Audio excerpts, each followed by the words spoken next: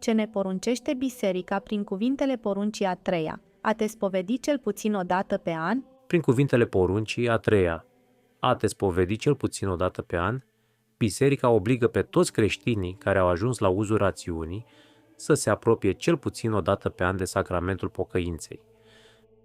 Care este timpul cel mai potrivit pentru a împlini porunca spovedaniei anuale? Timpul cel mai potrivit pentru a împlini porunca spovedaniei anuale este postul mare, după obiceiul introdus și aprobat în toată biserica. De ce spune biserica să ne spovedim cel puțin o dată pe an? Biserica spune cel puțin, ca să ne arate dorința ei ca noi să ne apropiem mai des de sacramente.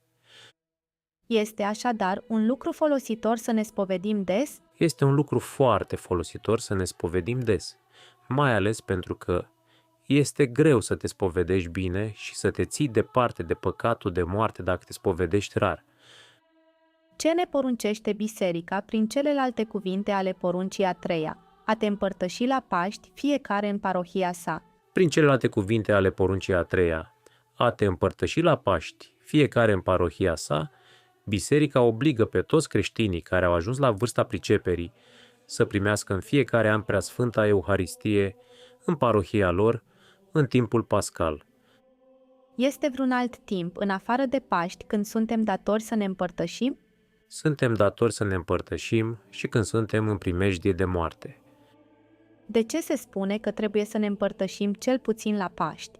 Pentru că biserica dorește cu mare stăruință ca nu numai la Paști, ci cât mai des cu putință, să ne apropiem de Sfânta Împărtășanie, care este hrana dumnezeiască a sufletelor noastre.